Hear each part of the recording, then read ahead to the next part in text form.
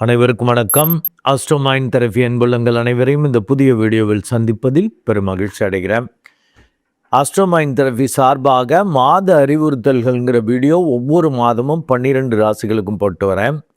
அந்த வகையில் மார்ச் 20 முதல் ஏப்ரல் 20, 2026 கடக லக்னம் அண்டு கடகராசி அன்புள்ளங்களுக்கு என்ன மாதிரி பலன்கள் ஏற்பட போது, அவங்களுக்கான அறிவுறுத்தல்கள் என்ன அப்படிங்கிறத அந்த வீடியோவில் பார்க்க போகிறோம். கடக லக்னம் அண்டு கடகராசி அன்புலங்களுக்கான அறிவுறுத்தல் என்பது கெட்டது விலக அவனருள் வேண்டும் மாதம். மீண்டும் உங்களுக்கான அந்த தலைப்பு அறிவுறுத்தலை கொடுக்குறேன். கெட்டது விலக அவனருள் வேண்டும் மாதம். அப்போ கெட்டது வர்றதுக்கான வாய்ப்புகள் அதிகம். அது விலகணும்னா அவன் அருள் வேண்டும். அப்போ நல்லா மெடிடேட் பண்ணிக்கணும். ஏன் இதை மாதிரி உங்களுக்கு இந்த பலனை கொடுக்குறேன் அப்படின்னா, உங்களுக்கு 8, 9ஆம் பாவகங்கள் வலுக்குது. 8ஆம் பாவத்தில் 3 கோள், 9ஆம் பாவத்தில் 4 கோள், கிட்டத்தட்ட 23 2026 அப்போ 7 கோள்கள் இருக்கிற 9 கோள்களில் மேஜர் கோள்கள் அத்தனையும் 8, 9க்கே வேலை பார்க்குது. எதிர்பாராதவைகள் நடக்கிற மாதிரி, ஆக்சிடென்டலாக முறிவு, பிரிவு, சிக்கல்கள், இப்படி ஒரு கெட்டதாக வர மாதிரி இருக்குது. உங்களுக்கு யோகத்தை கொடுக்கக்கூடியவனும் 8ல் போய் மறைகிறார். உங்கள் லக்னம் ராசிக்கு மிகவும் யோகத்தை கொடுக்கக்கூடிய, காரிய வெற்றியை, அதிர்ஷ்டத்தை கொடுக்கக்கூடிய அந்த செவ்வாய் 8ஆம் இடத்துல மறைகிறார். மேலும் உங்கள் லக்னத்துக்கு 9 கூடையவன், பூர்வ பாக்கியாதிபதியாக வரக்கூடியவன் 12ல் மறைகிறான். ஸோ யோகாதிபதிகள் கெடுகிறார்கள். 8, 9 பாவகங்கள் வலுக்குது. 9ஆம் பாவம் வலுக்கிறதால தான் மெடிடேட் பண்ணிட்டீங்கன்னாங்க தப்பிச்சுக்குவீங்க. கோச்சார ரீதியாக அவ்வளவாக சரியில்லை நேரம். ஆனால் நல்ல தசாபுத்தியாக இருந்தால், நேரம் சரியில்லைனாலும் இறுதி வெற்றி இருக்கும், அப்படி கிடைக்கும். இது ஆக்சுவலாக சில பேர் இதை கமெண்ட்ஸ்லேயே போடுறாங்க. அது என்ன சார், ஒரு இதுக்கு பாசிட்டிவாக சொல்கிறீங்க, குருவுக்கு பாசிட்டிவாக சொல்கிறீங்க, சனி பகவானுக்கு வீடியோ போடுறப்ப நெகட்டிவாக, அது இருக்கிறது படி தானே சொல்ல முடியும். ஆனால் இந்த மந்த்லி வீடியோ, இந்த மேஜர் கோள்கள், யோகாதிபதிகள், இந்த பாவக ரீதியாக அனைத்தையும் பார்த்து தான் இந்த அறிவுறுத்தல் கொடுப்பேன். அதாவது சனி பகவான், ராகு, கேது, குரு, இதெல்லாம் ஃபேவரபுளாக, இதெல்லாம் ஃபேவரபுளாக இருக்குது. இப்போ உங்களுக்கு எல்லாம் அன்ஃபேவரபுளாக இருக்குது. அண்ட் யோகாதிபதிகள் வலுக்கிறாங்களா, அன்ஃபேவரபுளாக இருந்தாலும் வெற்றி கிடைக்கும்னு சொல்லலாம். யோகாதிபதிகளும் மறைகிறாங்க, சிக்கலாகுது. பட் 9ஆம் பாவம் வலுக்கிறதால தான் அவன் அருள் இருந்தால் தப்பிச்சிக்கலாம். அதுக்கு நல்லா மெடிடேட் பண்ணிக்கணும். இல்லாட்டி 2ல் உள்ள இந்த கேது, 8ல் உள்ள ராகு, முறிவு, பிரிவு, குடும்பத்தில் குழப்பம், பேரை கெடுத்துக்கிறது, தேவையில்லாத பேச்சுகளை பேசி அவுட் ஆஃப் கண்ட்ரோல் ஆகும். பேசுறது உங்களை அறியாமல் பேசுவீங்க, வெடுக்குன்றுவீங்க, ஓவராக உணர்ச்சி வசப்படுவீங்க. 8ல் அந்த ராகு இருக்கிறது சிக்கலை ஏற்படுத்தி விட்டுரும், எதிர்பாராத சிக்கல்கள். ஏன்னா ராகு சனியை போன்று வேலை பார்க்குறவர். இந்த சனி பகவான் 9ல் இருக்கிறதால தான் மெடிடேட் பண்ணிட்டீங்கன்னா தப்பிச்சுக்குவீங்க. உங்கள் லக்னாதிபதி, ராசி அதிபதி சந்திரனும் ஒரு நிலையற்ற தன்மையில் இருப்பார். ஏன்னா அவர் மனசுக்காரகன் அப்படிம்பாங்க. அன்பு பாசத்திற்குரிய அந்த தாய்க்குரிய கோள்மாங்க. நீங்கள் அன்பு பாசக்கார ஆளுங்க தான், ஆனால் குழப்பவாதிகள். அதனால் பயங்கர குழப்பம் இருக்கும். மெடிடேட் பண்ணிட்டா தான் அந்த குழப்பம் தீரும். கெட்டதை விளக்கிறதுக்கு என்ன செய்யலான்னு செய்யலாம். இல்லாட்டி ஐயோ கெட்டது இப்படி வர்ற மாதிரி இருக்கே, இப்படி வந்துருச்சேன்னு குழம்பிக்கிட்டு அப்படி இருந்தீங்கன்னா குழப்பத்தில் நீங்களும் கெட்டு கூட இருக்கிறவங்களையும் கெடுத்து விட்டுருவீங்க. அவங்க முறிவு, பிரிவு, ஐயோ இவன் கூட பேசுகிறதே தொல்லையாக இருக்கியா, நம்மளுக்கு வீக் ஆகுது, அட போப்பா இவங்கள விட்டு விலகி போவோம், அந்தாண்ட போவோம் அப்படிங்கிற மாதிரி ஆகும். அதனால் கடக லக்னம் அண்டு கடகராசி அன்புலங்கள் கண்டிப்பாக மெடிடேட் பண்ணிக்கணும். இந்த சுக்கிரன் உங்களுக்கு பாதகாதிபதியாக வருகிறார். அவர் உச்சமாக இருக்கிறார் 9ஆம் இடத்துல. மெடிடேட் பண்ணிங்கன்னா பெரிய பாதகங்கள் இல்லாமல் தப்பிச்சிக்கலாம். இல்லாட்டி பாதகத்தை வரவழைத்து கொடுப்பார். சுக்கிரன் உச்சமாகிறப்ப நீங்கள் வேற அன்பு பாசக்கார ஆளுங்க, மனசு சபலம், பிரச்சனைகளை தூண்டி எதிர்பாலினர் வகையில் சிக்கல்கள், பிரச்சனைகளை என்ன செய்கிறோன்னு தெரியாமல் உங்களையே நீங்கள் இழப்பது போலெல்லாம் வரும். ஜாக்கிரதை. அதனால தான் அதை கெட்டது விளக்கன்னு பொதுவுலேயே சொல்லுவேன்.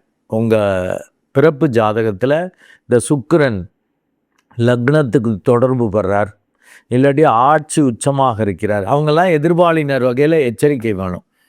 ஏன்னா அவங்கள்ட்ட அழகு கவர்ச்சி இருக்கும், எதிர்பாலினரை கவரக்கூடிய அம்சங்கள் இருக்கும். பேசுகிறதே அப்படி தான் இருக்கும், கவர்ச்சியாக ஒரு மாதிரி பேசுகிற மாதிரி. அவங்களாம் நாகரிகமாக பண்பாடாக பேசுகிறேன்னு சொல்லிட்டு எதிர்பாலினர்கிட்ட பேசுனீங்கன்னாக்கா சிக்கலாக மாறும். நீங்கள் ஒரு மரியாதை நிமித்தமாக சொல்கிறது அவங்க தப்பாக எடுத்துக்கிட்டு உங்கள்கிட்ட தப்பாக பிஹேவ் பண்ணுறதுக்கான வாய்ப்பை கொடுக்கும்.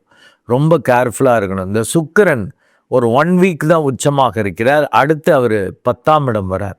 10ஆம் இடத்துல வர்றதும் சிக்கல் தான். ஏன்னா சொந்த வீட்டையே பார்ப்பார். சுகம் கருதி நாகரிகமாக பண்பாடாக பேசுகிறேன்னு சொல்லி எகெயின் நீங்கள் உங்கள் மரியாதையை கெடுத்து கொள்வதற்கான வாய்ப்புகள் உண்டு. அதனால் உங்கள் அந்தஸ்து மரியாதை போகும், வேலை தொழில் ரீதியாகவும் பாதிப்பு வரும். ஸோ எதிர்பாலினர் வகையில் ரொம்ப எச்சரிக்கையாக இருந்துக்கணும். அதன் வழியாக பெருசாக கெட்டது வராதபடி தப்பிக்கிறதுக்கு மெடிடேட் பண்ணிக்கங்க. அந்த யோகத்தை கொடுக்கக்கூடிய அந்த செவ்வாயும் 3/4/2026 வரைக்கும் தான் மறைஞ்சிருக்கார். அதுக்கப்புறம் 9ஆம் இடம் போகிறது ஓரளவு அது சப்போர்ட்டாக இருக்கும். ஆனால் மெடிடேட் பண்ணாதான் ஓரளவு யோகங்கள் கிடைக்கும். காரிய வெற்றி, அந்த தர்ம கர்மாதிபதி யோகம். ஏன்னா 9ஆம் இடத்ததிபதி 9ஆம் இடத்துல உட்கார்றாரு. யார்? 10ஆம் இடத்ததிபதி. 9, 10 தொடர்பால் காரிய வெற்றி, அந்த தர்ம கர்மாதிபதி யோகம்னு வெளிப்படும். அது ஓரளவு நல்லா இருக்கும். ஆனால் பாவிகள் 9ஆம் இடத்துல இருக்கிறது கொஞ்சம் சுமார் தான். ஆஸ் வெல் அஸ் கோணாதிபதியாக வரக்கூடிய 5 குடையவன் 9ல் இருக்கிறதும் சுமார். ஆனால் அவரே கேந்திரத்துக்குரியவனாகவும் வரான்ல, 10ஆம் இடத்துக்கு 9ல் இருக்கிறது சிறப்பு. அதனால் கண்டிப்பாக மெடிடேட் பண்ணிக்கங்க. அது 3 நாளுக்கு அப்புறம், அப்போ 20நாக இதில் ஒரு 10 நாள், அதில் ஒரு 2 நாள், 12 நாள் 13 நாள் நெருக்கடிகள் இருக்கும். அதுக்கப்புறம் ஓரளவு அதிர்ஷ்டம் வரும். உங்களுடைய முயற்சி தைரியத்துக்குரிய அந்த புதனும் 11/4 வரைக்கும் மறைவு ஸ்தானத்தில் இருக்கார். அதனால் வீக்காக இருப்பீங்க.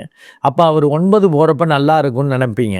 ஆனால் அவர் நீச்ச வீட்டுக்கு போகிறார். அங்கே உச்சமாக இருக்கக்கூடிய சுக்கிரனும் 26/2க்கு அப்புறம் நவுந்துடுறார்ல, நீச்ச பங்கமாக மாட்டார். ஆக நீச்ச கதியில் இருக்கிறப்ப ஆக வீக்காக தான் இருக்கும். அப்புறம் கெட்டதே நடக்கிற மாதிரி சூழல் இருந்தால் எப்படி தைரியம் இருக்கும்? தைரியம் இருக்காது, மன உளைச்சல், நிம்மதி இல்லை, தேவையற்ற விரயங்கள், சிக்கல்கள் இதெல்லாம் வர்றதுக்கான வாய்ப்புகள் உண்டு. ரொம்ப நெருங்கியவர்கள்ட்ட பிரச்சனை வச்சுக்காதீங்க. ஏன்னா இந்த ராகு கேது அப்படி தான் பண்ணுவார். நீங்கள் தான் அதுக்கு காரணமாக இருப்பீங்க.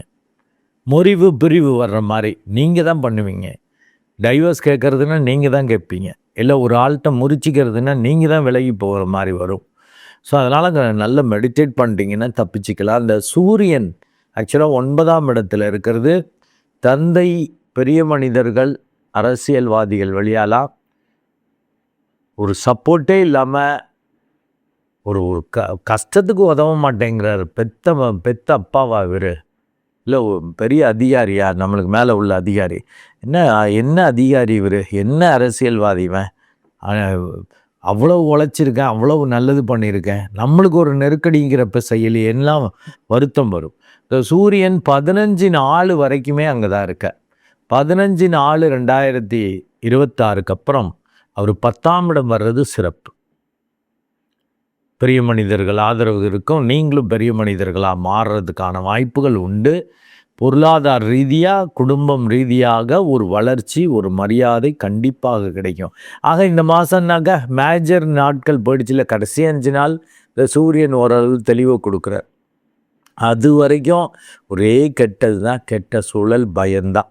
மெடிடேட் பண்ணாதான் தப்பிப்பீங்க. ஏன்னா 9ஆம் இடத்துல அத்தனை 4 கோள்கள் இருக்கிறது சிறப்பு தான். மேஜர் கோள்கள்லாம் கெடுறதால தான் உங்களுக்கு இப்படி நெகட்டிவான பலன்களை சொல்கிற மாதிரி இருக்குது. ஆனால் இது கோச்சார ரீதியான பலன்கள்ங்கிறதால ஒரு 25% தான். இருந்தாலும் மாத பலன்கள்ங்கிறது 80% ஒர்க் அவுட் ஆகும். ஏன்னா அதற்கேற்ற சூழல் அப்படியே இருக்கும். ஏன்னா சில கமெண்ட்ஸ்லாம் சொல்கிறாங்கன்னு சொன்னல, அதாவது சனி பகவானுக்கு பாசிட்டிவாக சொல்கிறீங்க, குருவுக்கு என்ன சார் ஒரு இதில் பாசிட்டிவாக சொல்கிறீங்க, ஒரு இதில் நெகட்டிவ், அந்தந்த கோள் எப்படி இருக்கோ அதுபடி தானே சொல்ல முடியும். ஆனால் மாத பலன்களில் அத்தனை கோள்களையும், மேஜர் கோள்கள், யோகாதிபதிகள், பாபக ரீதியாக எல்லாத்தையும் அனுசரித்து பலன் சொல்கிறப்ப இது 80% கிட்டத்தட்ட ஒர்க் அவுட் ஆகும். அதாவது கோச்சார ரீதியான பலன்கள் 25% தான், அது அடிப்படை. அந்த 25%லே முழுமையாக கிடைக்குதுன்னா 25% நல்லா இருக்கணும். இது கிட்டத்தட்ட 80%ங்கிறப்ப ஆல்மோஸ்ட் முழுமையாக கிடைக்கும். ஆனால் தசாபுத்தி நல்லா இருந்துச்சுன்னா தக்க வச்சுக்குவீங்க. இப்போ கோச்சார ரீதியாக அந்த அளவுக்கு சரியில்லைன்ட்டு பலன் சொல்லிட்டேன். தசாபுத்தி நல்லா இருக்குன்னா ஆமாம், அதுக்கேற்ற சூழல்லாம் இருக்கும், நெருக்கடிகள் இருக்கும், உங்களால் சமாளிக்க முடியாதபடி இருக்கும். ஆனால் கெட்டது விளக்குற மாதிரி நல்லா மெடிடேட் பண்ணிடுவீங்க, விலகி போடும், கெட்டது விலகி போயிடும். அப்படி ஒரு திருப்தி சந்தோஷம் உங்களுக்கு இருக்கும் நல்ல தசாபுத்தியாக இருந்தால். கெட்ட தசாபுத்தின்னாங்க கோச்சாரமும் சரியில்லை, தசாபுத்தியும் சரியில்லைங்கிறப்ப பாவம்தான், சிக்கல் தான். கெட்டதை மீள முடியாது, விளக்க முடியாது. நல்லா மெடிடேட் பண்ணணும் அப்படின்னு நினைப்பீங்க, முடியாது, மாயை தடுக்கும். எங்கே இவன் பெரியாள் ஆகிட போகிறான், இவன் பெரியாள் ஆகிட போகிறா அப்படின்ட்டு நம்ம மெடிடேட் பண்ண விடாதபடி அது தடுக்கும். நல்லா மெடிடேட் பண்ணிக்கங்க, ஒரு விழிப்புணர்வு வரும். இல்லாட்டி 2ல் இருக்கக்கூடிய கேது தேவையற்ற பேச்சு, தேவையற்ற இது வழியாக முறிவு பிரிவை நீங்களே கெடுத்துக்கிற மாதிரி அப்புறம் நீங்களே ஃபீல் பண்ணுவீங்க, ச்சே நீங்கள் பேசுனதே உங்களுக்கு தப்புன்னு அப்புறம் தெரியும், எங்கே பேசி பிரச்சனையான பிறகு. இதுதான் அந்த செவ்வாய்க்கும் கேதுக்கும் உள்ளது. செவ்வாய்னா மூடுமுட்டித்தனம் இருக்கும், அப்போ ஒரு கண்ட்ரோல் இருக்கும்.